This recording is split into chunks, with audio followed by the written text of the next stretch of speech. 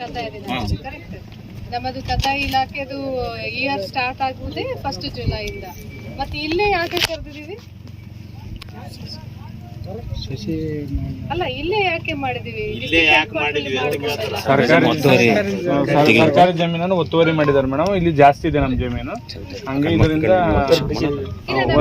ಇಲಾಖೆ ವತಿಯಿಂದ Aadhaar seeding, land beet ಅಂತ ಕೇಳಿದಿರಲ್ಲ, ಲ್ಯಾಂಡ್ ಬೀಟ್ ಮಾಡ್ತಾ ಇದೀವಲ್ಲ. ಏನ್ ಮಾಡ್ತಾ ಇದೀವಿ ಲ್ಯಾಂಡ್ ಬೀಟ್ ಅಲ್ಲಿ? ಒತ್ತುವರಿ ಒತ್ತುವರಿ ಅಂದ್ರೆ ಯಾವ್ದು ಒತ್ತುವರಿ? ಸರ್ಕಾರಿ ಜಮೀನು.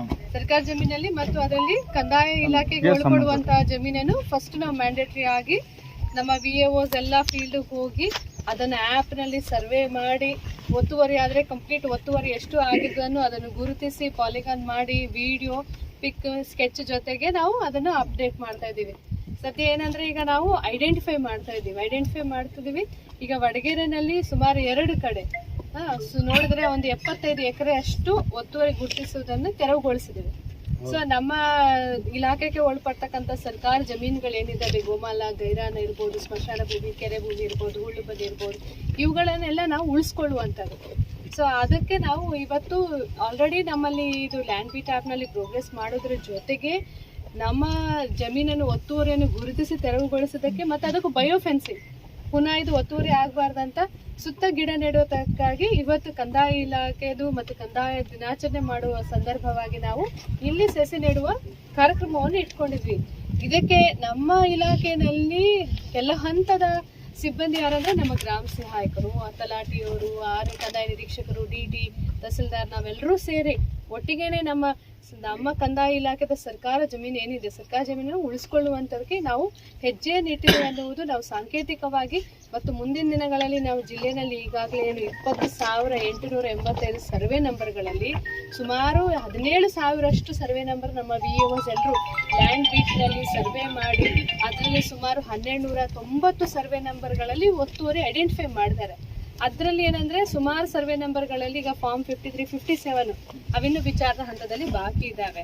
ಅದರಲ್ಲಿ ಈಗ ಕೆಲವು ಈಗ ಈ ತರ ಐಡೆಂಟಿಫೈ ಮಾಡಿ ತೆರವುಗೊಳಿಸುವಂಥದ್ದನ್ನು ಕಾರ್ಯಾಚರಣೆ ನಮ್ಮ ಕಂದಾಯ ಇಲಾಖೆ ಅಧಿಕಾರಿಗಳು, ಸಿಬ್ಬಂದಿಗಳು ಮಾಡ್ತಾ ಇದ್ದಾರೆ.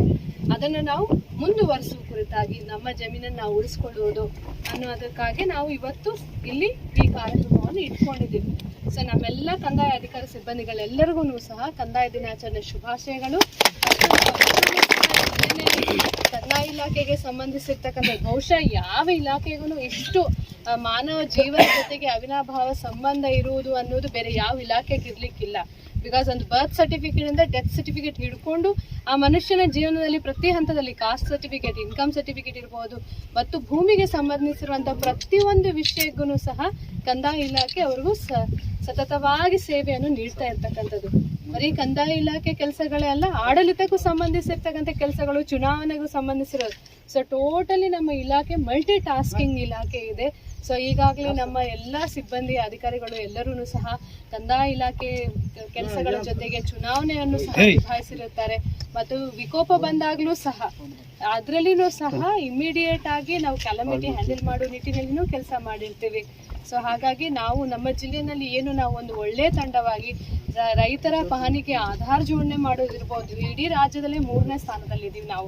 ಸೊ ಅದ್ರ ಜೊತೆಗೆ ಲ್ಯಾಂಡ್ ಬೀಟ್ನಲ್ಲಿನೂ ಸಹ ಸುಮಾರು 83% ಪ್ರಗತಿ ಮಾಡಿದ್ದೀವಿ. ಭೂ ಸುರಕ್ಷೆಯಲ್ಲಿ ನಮ್ಮ ಭೂ ದಾಖಲೆಗಳನ್ನು ಎಲ್ಲಾನು ಸಹ ಒಂದು ಸುರಕ್ಷಿತವಾಗಿ ನಾವು ಅದನ್ನು ಆನ್ಲೈನ್ ಅಪ್ಲೋಡ್ ಮಾಡಿ ರೈತರಿಗೆಲ್ಲ ಮುಂದಿನ ದಿನಗಳಲ್ಲಿ ಅವ್ರಿಗೂ ನಾಡ ಕಚೇರಿಯಲ್ಲಿ ಸಿಗುವಂಥದ್ದನ್ನು ಸಹ ನಾವು ಪ್ರೋಗ್ರೆಸ್ ಮಾಡ್ತಾ ಇದ್ದೀವಿ.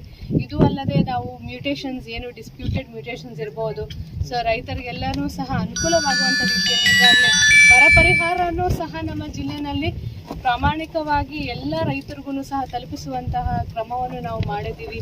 ಅದು ಅಲ್ಲದೆ ಈಗಾಗಲೇ ಸರ್ಕಾರ ಅವರಿಗೆ ಜೀವನ ನಿರ್ವಹಣಕ್ಕಾಗಿ ಜೀವನಾಂಶ ಭತ್ಯೆಯನ್ನು ಸಹ ನಮ್ಮ ಜಿಲ್ಲೆಯಲ್ಲಿ ಮಳೆ ಆಶ್ರಿತ ಅತಿ ಸಣ್ಣ ರೈತರಿಗೂ ಸಹ ಸುಮಾರು ಒಂದು 44,000 ಅಷ್ಟು ರೈತರಿಗೆ, ಯಾರಿಗೂ ಕುಟುಂಬ ಐಡಿ, ಫ್ರೂಟ್ಸ್ ಐಡಿ ಇದೆ, ಅಷ್ಟು ಜನಕ್ಕೂ ಸಹ ಜೀವನಾಂಶ ಭತ್ಯೆಯನ್ನು ನೀಡಲಾಗಿದೆ.